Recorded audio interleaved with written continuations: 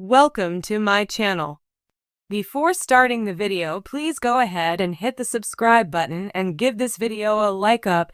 Gwen Stefani wore a kimono in a recent video. This comes amid the backlash of her comments with Allure magazine. As TV shows Ace previously reported, Gwen insisted that she's Japanese. She defended her Harajuku Girls era when she had a group of Japanese backup dancers and a perfume line. The singer explained that she had direct ties to Japan. Gwen has since gone radio silent on social media amid the backlash. Fans came across an interesting video on her Instagram page. She wore a bright red kimono as she waved her mascara wand like a sword. She applied makeup to her eyes, making herself appear Japanese. Keep on reading to learn more and see the video for yourself. On Tuesday, January 10, Gwen Stefani trended on Twitter when she shared in her interview with Allure that she's Japanese. She repeated it throughout the editorial piece. The 53-year-old is Italian-American and Irish-American. However, she cited Japanese culture in her native country when she was growing up. Gwen explained that her father would travel from California to Japan. He would share stories about performers cosplaying as Elvis and stylish women with colorful hair. As a result, Gwen feels connected to Japanese culture. She also feels that it's her true ethnicity.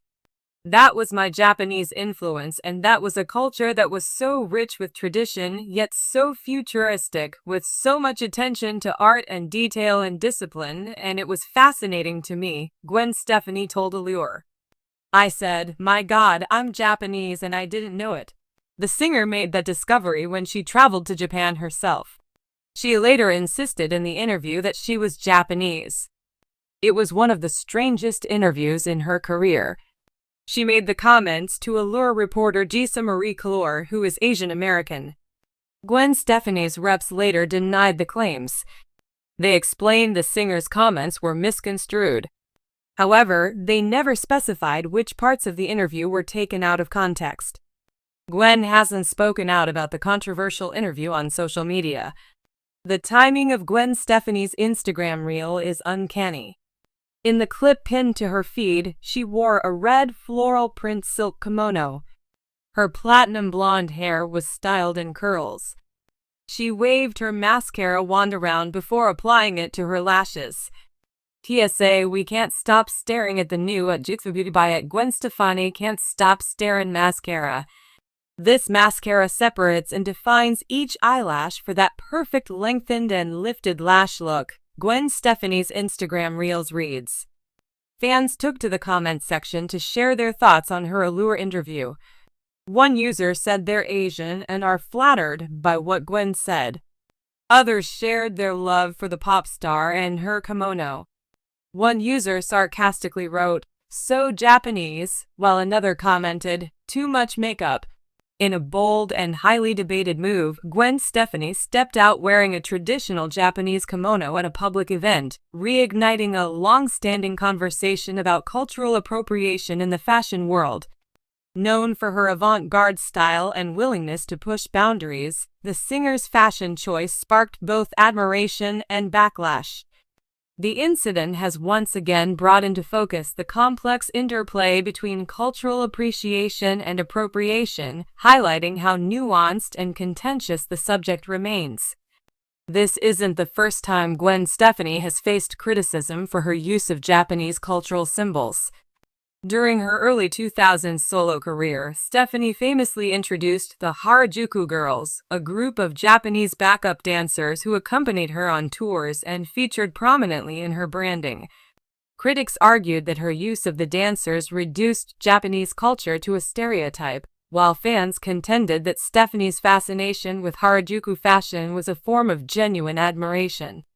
In interviews, Stefani has frequently expressed her love for Japanese culture, citing her visits to the Harajuku district in Tokyo as a source of inspiration.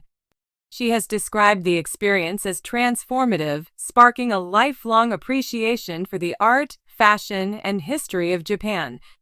Despite these sentiments, critics have pointed out that Stefani's use of Japanese cultural elements often lacks the depth and context necessary to honor the culture she claims to admire. The event in question was a high-profile fashion gala where Stefani appeared in a meticulously designed kimono featuring intricate embroidery and traditional patterns. Paired with modern accessories, the outfit was a blend of traditional and contemporary styles. While some praised the ensemble as a beautiful homage to Japanese craftsmanship, others viewed it as an example of cultural appropriation. Social media quickly erupted with opinions. Supporters highlighted the artistry of the kimono and Stefani's long-standing appreciation for Japanese culture.